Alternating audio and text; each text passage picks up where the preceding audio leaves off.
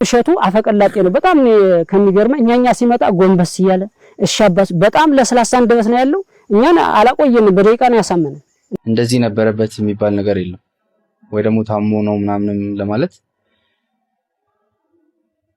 በቃ ጉሮሮ እንግዲህ ማንኛውም ሰው ጉሮሮን ያመዋል ቅብጥ አርጎኝ ጥጋብ ደረቴን ንፍት አርጎ ሆዴ ምግብ ሲጠግብ ሀብታም የሆንኩ መስሎኝ ሰላም ውድ የተከበራችሁና የተወደዳችሁ የቻናል ቤተሰቦች እንዴት ናችሁልኝ? ሰሞኑኛ ወቅታዊ አነጋጋሪ የሆነ ጉዳዮችን ይዤላችሁ ቀርቤያለሁ። የቻናላችን አዲስ ከሆናችሁ ቻናላችንን ሰብስክራይብ፣ ላይክ ያደርጋችሁ አበረታቱን። ወደ ቪዲዮቹ ቤተሰቦች ዛሬ መጀመሪያ ማሰማችሁ እጅግ በጣም ድንቅ ተአምር አለ። ይሄን ቪዲዮ አይተን እንመለስ። እግዚአብሔር ምን ይሳነዋል? እስኪ ይህንን ተአምረኛ ቪዲዮ ላስደምጣችሁ። አይነ ስውር ነበርኩኝ በጸበል ነው የዳንኩን እና ሁላችሁም ጸበል እየሄዳችሁ ሐኪም ቤት ከመሄድ ይልቅ ጸበል እየሄዳችሁ እንድትጠመቁ በእግዚአብሔር ስም አሳስባለሁ። ክርስቶስ አምራ ከመጣ 5 ቀን ነው እና በ5ኛው ቀን ያው አይኔ በርቶ እና ሁለሱ ይሁን እናቴ ረድታኛለች። የነሱን ጨለማ ዘመን አብርታ በደስታ የሞላች የግሽዋ ቅድስት ክርስቶስ ሰምራ እናንተንም ከጨለማ ሁሉ ተሰውራችሁ ተአምሩን እንደሰማችሁት ነው። እጅግ በጣም ድንቅ የሚባል ተአምር ነበር ሰምተን የተመለስነው። እናንተስ ምን ታላችሁ? የሰማይና የምድሩን ንጉስ ልዑል እግዚአብሔር እኛን የሚስማን ይጋራችሁ ሐሳብና አስተያየታችሁን ኮሜንት ላይ አስቀምጡልን።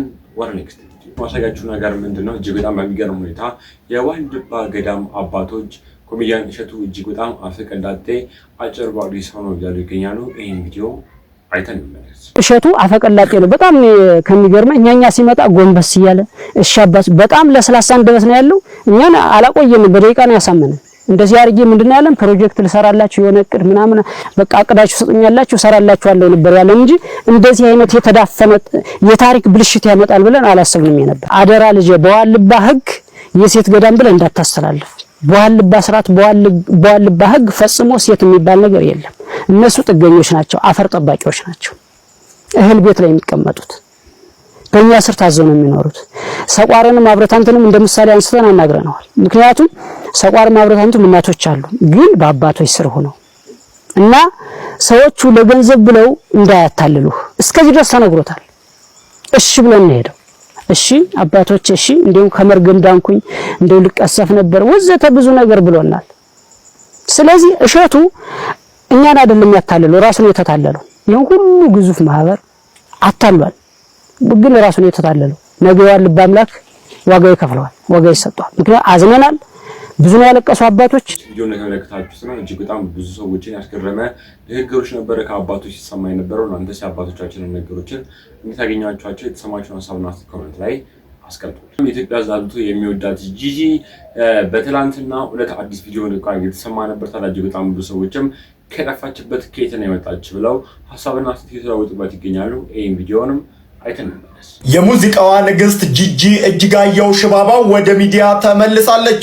ያመነ ሁሉ ዳነ አንተን አምኜ ምን ሆኜ አንተን አምኜ ምን ሆኜ። በርካታ የሙዚቃ አፍቃሪያን በጉጉት ሲጠብቋት የነበረችው የት ደረሰች እንዴት ሆነችም እኛን በሙዚቃዎቿ ፈውሳ እሷ ምን ሆነ ብለው ሲጠይቁላት የነበረችው ጂጂ ወይም ደግሞ እጅጋየሁ ሽባባው ከእህቷ ሶፊያ ሽባባው ጋር ሆነው አሁን እንደሰማችሁት አይነት የምስጋና መዝሙር እየዘመረችም ወደ ሚዲያ መምጣቷ ብዙዎችን ያስደሰተ ሆኗል። መዝሙሩን፣ ዝማሬውን፣ የምስጋና መልእክቱን አድምጡት። ለማምጥቶ ወደ ብርሃን ይመራን ሰማያዊው ሰማይ ሩቅ ይመጣል ጌታ በመላእክት ታጅቦ በጸጋ በእልልታ አንተን ያመነ ሁሉ ዳነ አንተን ያመነ ሁሉ ዳነ አንተን አምኜ ምን ሆኜ አንተን አምኜ ምን ሆኜ። ቤተሰቦች እንደሰማችሁት ነው። ድምጿ አሁንም ቢሆን አልተቀየረም፣ ግን የተመለሰችው መዝሙሩን በመዘመር ነው። እንደተመለከታችኋት ነው። እጅግ በጣም የኢትዮጵያ ሕዝብ አብዝቶ የሚወዳት አርቲስት ነች። ታዲያ እናንተስ ጂጂን ስታይ ሆነ ስሜት የተሰማችሁ ሀሳባችሁን በግልጽ ኮሜንት ላይ አስቀምጡ። ሌላ ደግሞ ቤተሰቦች አርቲስት ታምራት ደስታ እጅግ በጣም ብዙ ሰዎች የሚወዱት አርቲስት ነው። ታዲያ በግልጽ የሞተበት ምክንያት እስካሁን ድረስ እንደማይታወቅ የሚታወቅ ነገር ነው። ምክንያቱም ለሕክምና ብሎ ሐኪም ቤት በገባበት ሰዓት ውስጥ እንደሞተ ነበረ ሁሉም ሰው ኢትዮጵያ ሕዝብ የሚያውቀው ይሄን ምክንያት። ታዲያ የመጀመሪያ ልጁ የተለያየ ነገሮችንም የተናገረ ነበረ። እስኪ ደግሞ ይህን ቪዲዮ አይተን ጠዋት ላይ ተገናኝተን ነበር እንጂ እዛን ቀን ጠዋት ሮብ ቀን ነበረ። ጠዋት ላይ ትንሽ ጉሮሮን ትንሽ አሞት ነበረ እንደሌላ ጊዜ። ከዛ እንደውም በቃ ስትመለሱ በቃ ሻይ ምናምን እንጠጣለን ምናምን የተባባል ነበር እንጂ ከባድ አይደለም። በቃ አይደለም። ይሄ እግዚአብሔር የጻፈው የቀን ጉዳይ ስለሆነ ነው እንጂ እኛ የምናውቀው ምንም ከባድ ነገር የለም። እንደዚህ ነበረበት የሚባል ነገር የለም። ወይ ደግሞ ታሞ ነው ምናምን ለማለት በቃ ጉሮሮ እንግዲህ ማንኛውም ሰው ጉሮሮን ያሟል። ወይ ቶንሲል በቃ ቶንሲልም ሊሆን ይችላል፣ ወይ ጉሮሮሽ ጉንፋን ምናምን እንደዚህ ነገሮች ሁሉም ሰው ሊያመው ይችላል። ግን በቃ በሽታ ወይ ደግሞ እንደዚህ ታሞ ነው የሞተው የሚባልበት ነገር የለም። እኛ እናቅም እንደዛ እንግዲህ እና ስቲል አሁንም በቃ ያው እግዚአብሔር ልክ ነው። እግዚአብሔር አይሳሳትም በስራው። እግዚአብሔር ሁሌም ልክ ነው። ከእግዚአብሔር ጋር ጥያቄ ውስጥም አንገባም። ግን ያው ኦፊሻሊ በዚህ ምክንያት ነው የሞተው ለማለት ምንም በቃ የለም ምንለው ነገር የለም። ሰዎች እንደተመለከታችሁት ነው እጅግ በጣም አሳዛኝ ነገር ነበረ የሰማነው። ታዲያ ልጁም ሲናገር እንደሰማችሁት ነው ሁሉም ነገር ከፈጣሪ ከመጣ ይሁን ብለን የተቀበለው እያለ ነበር። ታዲያ እጅግ በጣም ብዙ ሰዎችም በተመሳሳይ መልኩ ሐኪም ቤት ገብተው ከዛ በኋላ ከቤታቸው በጤና ሄደው ሐኪም ቤት ከገቡ በኋላ ህይወታቸው አለፈ የተባለ እጅግ በጣም ብዙ ሰዎችም እየተገረሙበት ያለ ነገር ነው የአርቲስቶቹ አሟሟት። ታዲያ እናንተስ ምን ትላላችሁ? የተሰማችሁን ሀሳብ በግልጽ ኮሜንት ላይ አስቀምጡ። ቤተሰቦች እጅግ በጣም አሳዛኝ የሆነ ነገር ባለፈው ሳምንት ላይ የሰማ ነበር። ይሄ ታሪክ ምንድን ነው? የሚኒስትሪ ተፈታኙ ታዳጊ የእናቱን አስክሬን ቤት አስቀምጦ ፈተና ሄዶ ነበር። ታዲያ ከተመለሰ በኋላ የተናገረው መልስ እጅግ በጣም ብዙ ኢትዮጵያ ህዝቦችን ያሳዘነ ንግግር ነበር። ይህን ቪዲዮንም አይተን እንመለስ። እያለቀስኩም ነው የተፈተንኩት። አስተማሪዎቹም እያገዙኝ ነበረ። በቃ ተማሪዎቹም አስተማሪዎቹም ሁሉም እያገዙኝ ነበሩ። ስለዚህ እነሱንም ማመስገን እፈልጋለሁ። እናቴን አጥቻለሁ። እኔ ሌላ ነገር አልፈልግም። እዚህ ጋር እንደምታዩት ቤቱን ቆርቆሮ ነው።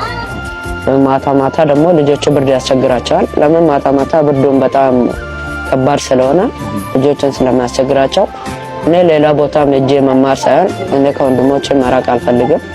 እዚሁ ተቀምጠን እዚሁ ይህን ቤትም አሻሽሎልን ማለት ነው። ሌላ ይገንቡና በቃ እዚሁ ከወንድሞቼ ጋር መማር እፈልጋለሁ። አስቸጋሪ ቤት ነው እና ለዚህ ልጆች ብር በጣም ያስፈልገዋል፣ ቤትም ያስፈልገዋል። ይሄ ውስጥ ብንሆን በፊት እናቷ ነበረች በሁሉም ነገር አባቷም ሆነ እናቷም ሆነ ታግዝ የነበረችው።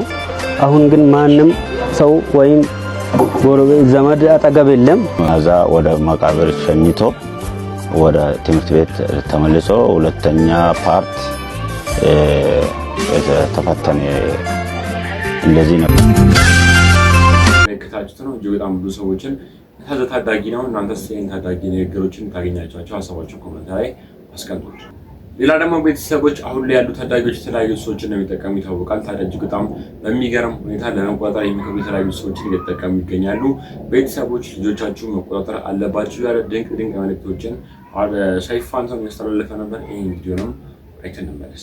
ቬፕ የሚባል የኤሌክትሮኒክ ሲጋራ መጥቷልና ፈሳሽን በእንፋሎት እንዲወጣ በማድረግ ነው የሚጨሰው። ደስቲ ማለት አንድ ስቲም ያውቀዋል። አረ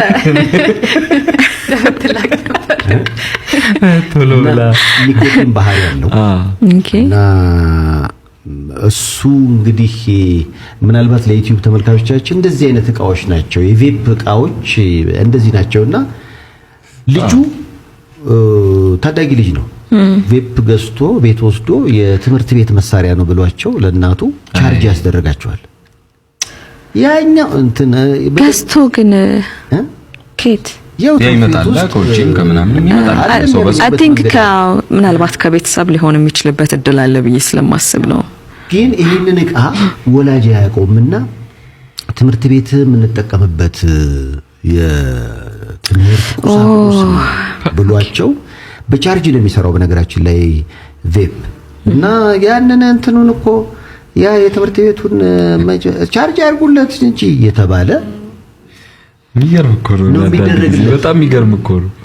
ግን በቃ አለማወቅ ነውና ልጁም የነገራቸው ከትምህርት ቤት ነው እንደ ፍላሽ ዲስክ እንደ ምናምን አይነት የለም ኤሌክትሪክ በቃ የአይቲ አንደኛው ካካል ምናምን ነገር ብሎ ነው የነገራቸው። ከዚህ በኋላ መስማት አይፈልግም ብዙ ወላጅ። አንድ የትምህርት ቤት ዕቃ ነው ከተባለ የትምህርት ቤት ዕቃ ነው ቻርጅ ይደረጋል። ደግሞ አሁን ይሄን ነገር እንዴት ብለው ሊጠረጥሩ ይችላል? እንደ ምናምን እንደምታዩት ነው እንደ አንድ ኤሌክትሮኒክስ ሲካራ ስለሆነ ቻርጅ ይደረጋል። እንደ መኪና ማለት ነው። መብራት አሁን ኢትዮጵያ ኤሌክትሪክ አገልግሎት ዛሬም አውጥቷል፣ በኋላ እንገልጸዋለን። መብራት ጠፋ ይጠፋል ነገ እንትን ጋር ሲባል እናትዮ አስበዋል ወይ ያንኑ ሳያረጉት የትምህርት መማሪያውን ሳይሰኩለት የሚባለው ልጅ መዝናኛ ቦታዎች ላይ አሁን ህዝብ የተሰበሰበበት ቦታ ሲጋራ ማጨስ አይቻልም ይታወቃል። ግን አንዳንድ ማያቸው ሬስቶራንቶች ምናምን ላይ 3-4 ቦታ ላይ አያለው የኤሌክትሪክ ዋን የሚጠቀሙ ሰዎች አያለው። አስተናጋጆቹም ማናጀሮቹም ቻርጅ ያደርጉላቸዋል።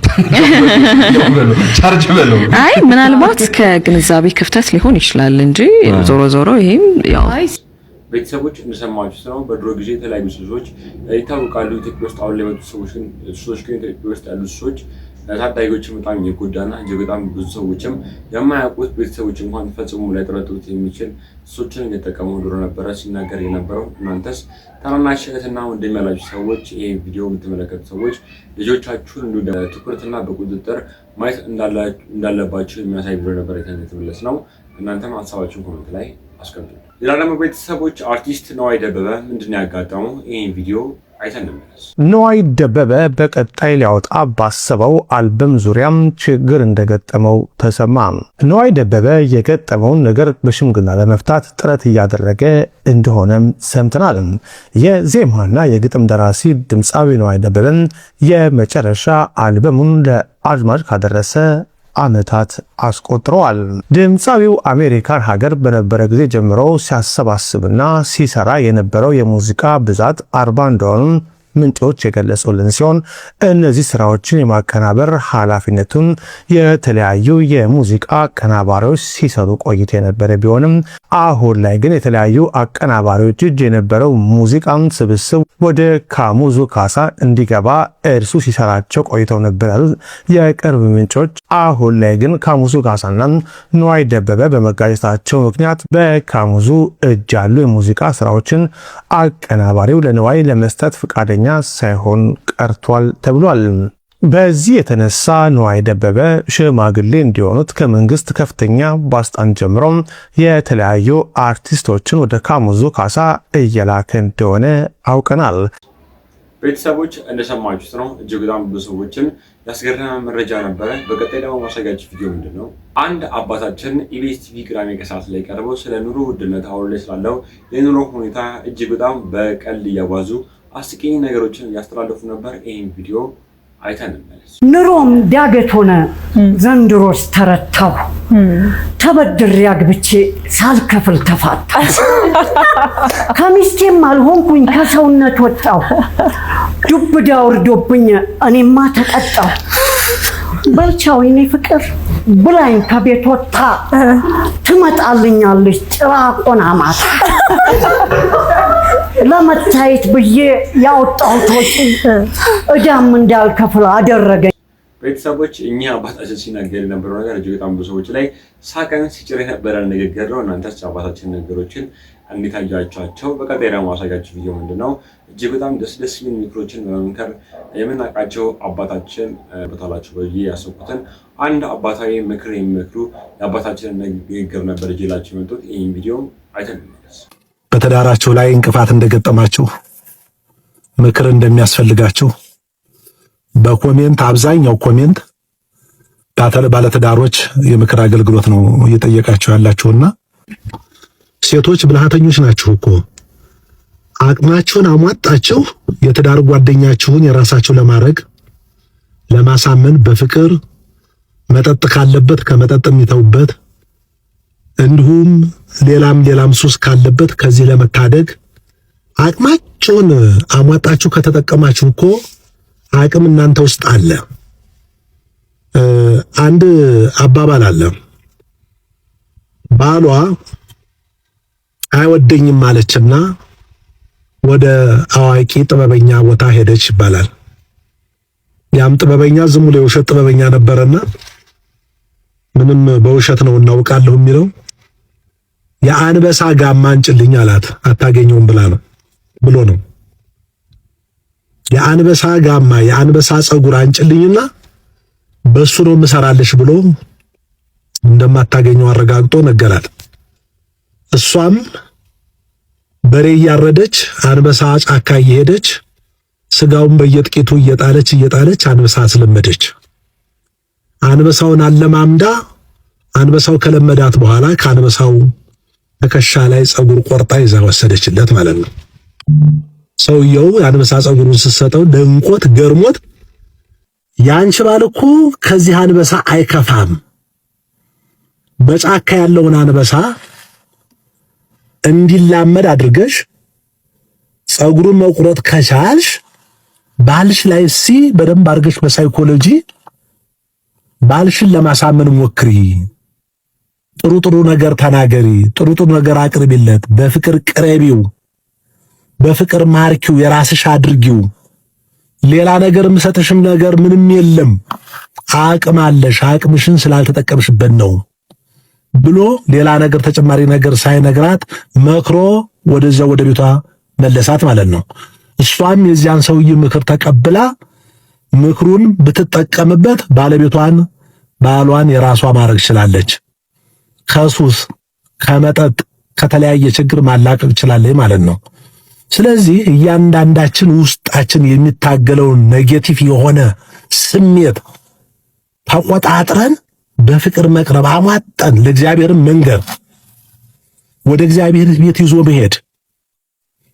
ስንገናኝ እንደተቀራረብን ሁሉ ዕለት በየቀኑ ክፍተት ሳይፈጠር ክፍተቶችን በፍቅር እየዘጋን በንግግር እየዘጋን መጠበቅ።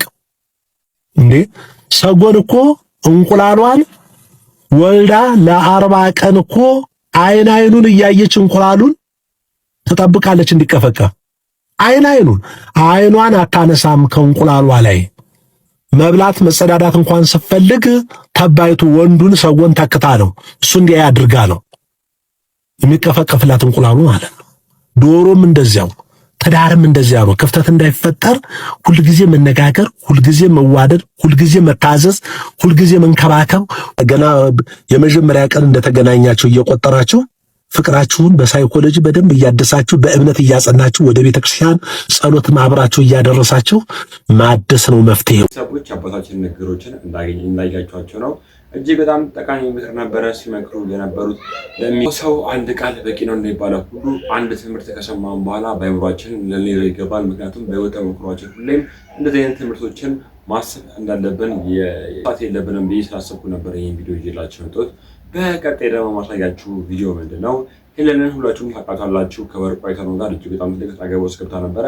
እንዲሁም ደግሞ ከዘይባ ግርማ ጋርና ከባለቤቷ ከኢሱ ጋርም ትልቅ አገባ ውስጥ ገብተው ነበረ። ከዚህ ቀደም በተለያየ ሚዲያ ላይ መጥተው ሴትዮ እንደማውቃት እንዲሁም ደግሞ ትዳሯን ቢሆን እየጠበቀችባቸው እንደሆነ እየተናገሩ ነበር። ታዲያ አሁን ላይ ወርቁ አይተነው ይህን ክስ ካነሳባት በኋላ ከነሱ ራስ ላይ እንደወረደች እንዲሁም ደግሞ ኢትዮጵያ ከመጣች በኋላ ደግሞ ፈጽሞ ይህን ደስ ድጋሜ እንደማታነሳባቸው የተነገረ ነበረ። ለትዳራቸውም ሰላማቸውን አገኘም እየተባለ ይገኛል። ምክንያቱም ዘይባ ግርማ እጅግ በጣም ብዙ ኢትዮጵያ ሕዝብ አብዝቶ የሚወዳት አርቲስት ነች። ይህ ነገር አይገባትም። ከባለቤቷ ጋርም 2 ልጅ ሞላም የተሰማ ነበር። እናንተስ ምን ትላላችሁ? ሀሳባችሁን ኮሜንት ላይ አስቀምጡ። ሰይፉ ፋንታሁን ሾው ላይ በየሳምንቱ እየቀረቡ የምናያቸው ሴትና ወንድ አርቲስቶች የኑሮ ልዩነት ግን እያያችሁ ነው። ሙሉዓለም ጌታቸው የፊልም ኢንዱስትሪ ወንዶችን ይበላል፣ ሴቶችን ያበላል ብሎ ነበር። በእርግጥ ይህ አባባል ትክክል ነው? አሁን ባለው የፊልምም ሆነ የቲያትር ኢንዱስትሪ በሞት አፋፍ ላይ እንዳለ ይሰማኛል። አሁን ላይ የሚወጣ ፊልሞች የሉም። የሚወጡ ፊልሞች በጣም ሬር ናቸው። በዛ ላይ የሚሳተፉም አርቲስቶች አርቲስት እንኳን የሚለው ትንሽ ጥያቄ ምልክት ውስጥ ይቀመጥልኝ። ወጋየሁ ንጋቱን አርቲስት ባልንበት አፋችን ሌላውን ምን ማለታችን ትንሽ ይከብዳል። ኤኒዌይ ግን ትንቅ አርቲስቶች በጣም ጥቂት አርቲስቶች ይሳተፋሉ በነዛ ፊልም ውስጥ። እነዛ ፊልሞችም የተፈለገው ያህል ይታያሉ ማለት ዘበት ነው። አሁን ላይ ቲያትሩ ኦልሬዲ የተዘጋ ያለበት ሁኔታ ነው ያለው። የግል ቲያትር ቤቶች ኦልሬዲ እየተዘጉ ናቸው። የመንግስት ትንሽ እየተንቀሳቀሱ ነው ያሉት። በዚህ ኢንዱስትሪ ውስጥ በዚህ በደከመ ኢንዱስትሪ ውስጥ ሴቶችን የሚያበላ የሆነበት ወንዶችን የሚበላ የሆነበት ኢንዱስትሪ ምን ስለሆነ ነው? በእርግጥ ለሴቶቹ አዳልቶ ስለተከፈለ ነው የሚለው አይደለም። በዚህ በቲክቶክ መንደር የሚዋቸው ውስጥ አንዳንድ ሰዎች ፎሎወራቸው ከሆነ ሚሊዮን በላይ የሆነና እስቲ ታለንታቸው ምንድን ነው ብዬ ሳያቸው ምንም የሆነ ምንም ደንሰው እንኳን በቃ ዳንስ ይችላሉ በቃ እነዚህ ልጆች ምናምን ብለ እንዳትላቸው የሚያደርጉ ቶሎ ብለው ጀርባቸውን እንደዚህ የሚያዞሩ ሴቶች ኢኮኖሚውን ግን ይዘውታል። ገንዘብ አክት ሲያደርጉ ታያላችሁ። ዛንዚባር ሄደው ሲዝናኑ ታያላችሁ። ዱባይ ሄደው ሲዝናኑ ታያላችሁ። አርቲስቶቹም የ300,000 ብር አይፎን ሲይዙ ታያላችሁ። እና ምንጩ ምንድነው ብዬ ሁሉ ጊዜ ጥያቄ አለብኝ። ባዚ እነዚህ ወደ እኔ ኮንተንት ላንጣውና እነዚህ ሌባ ባለስልጣናት፣ ገንዘብ ያካበቱ ባለስልጣናት የግል ፍላጎታቸው መጠቀሚያ አድርገዋቸው ይሆን ወይ የሚል ጥርጣሬ አለኝ። ጥርጣሬ በጣም እንዳጠናክረው የሚያደርገኝ ደግሞ ሴቶች አርቲስቶች አሁን ላይ ሲፋቱ ታያላችሁ። ትዳራቸው የጸና ትዳር የላቸውም እና በዚህ ሰፈርም እኔ የምጠላቸው ሰዎች ወደዚህ መንደርም ሳይገቡ አይቀርምና እስቲ እናያለን። ቀጥለን ቪዲዮ አይተን እንመለስ።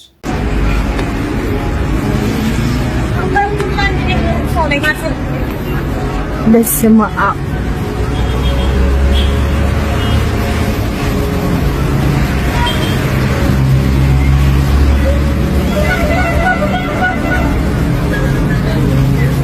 እኔ አሁን ምን መሰለሽ ሴት ልጅ እንደዚህ ማለት በሴት ልጅ አያምርም ባቢሉ ሰዎች አሉ።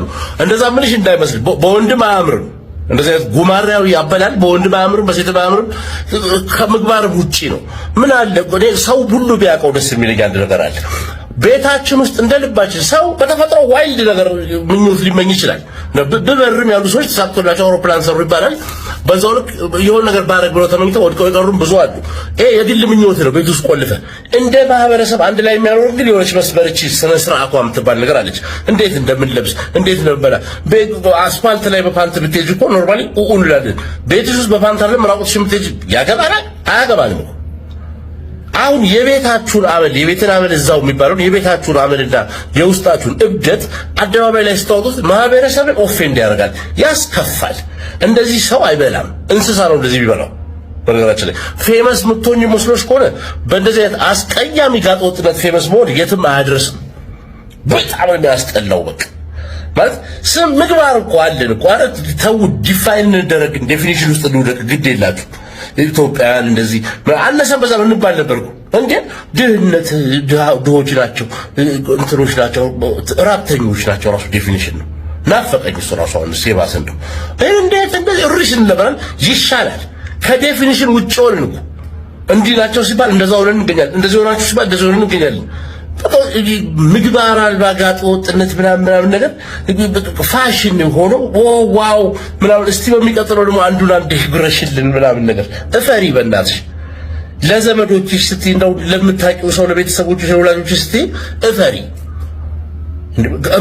የሰፈሮቹ ሰዎች ጎረምሳው ምናምን የት ሄዳችሁ እናንተ? አንቺ እንደዛ መቆርሽ አይባልም እንዴ? የሆነ እኮ አንዳንዴ እኮ ይሄ ተረብ የምትለው ነቋ ውግዘትም እኮ ለውጥ ያመጣል እኮ። ሰውን ይፈራል። ተወደደም ተጠላም ዓለም ላይ ኖር። እቺ ሶሻል ሚዲያ ነች ያደፋፈረችን። ስትቀርጻ ትታይም ስምን ኤክስ ዋይ ዜድ አድርገህ ፌስቡክ ላይ ከመለጠፍ ወሬ ጀምሮ ፌስቡክ ቲክቶክ ላይ ትታያለህ። እንደ ልብ ታወራለህ። የት ታገኛለህ? ሰው ጋር ነው ማድረሳት የት ታገኘዋለህ? ምን ዋጋ አለው ይባላል። እሷ ነች ያደፋፈረች። በአካል ምግብ ቤት ሰው ተቀምጦ አዘሽ እንደዚህ አብይ እማታረጊውን ነገር እዚህ ጋር ማድረግ ደግሞ ተገቢ ምን ላስተምራችሁ መቼም ሁሉም ሰው ሶሻል ሚዲያ ላይ የሆነ ነገር አሳይቶ የሆነ ነገር ነው የሚያደርገው ስለዚህ አሁን አንቺ በዚህ ቢሳካልሽና ትልቁ አጎራሽ 40 አጎራሽ 80 አጎራሽ ተብለሽ መትረየስ ቺቺ ተብለሽ አሁን ባለ ባቀፍ ነው እንደው በባለጌዎች መድረክ አዋርድ ቢሰጥሽ ለማፍራት ነው አላማሽ ብዙ እንደዚህ እንዳንቺ አይነት ሰዎች ለማፍራት አዲስ ትውልድ ለመቅረጽ አረን ባብራ ዘባተሉልሽ ነው ምን ትላለች ባለጀላችሁን ቪዲዮ ይመስላል በቀጣይ እናንተን ነገር አስጨብጣለሁ ሐሳብና አስተያየቶችን ያንዳውጣሉ ብዬ ማስባቸው ቪዲዮዎች ይዤላችሁ እመጣለሁ ስላዳመጣችሁ ነው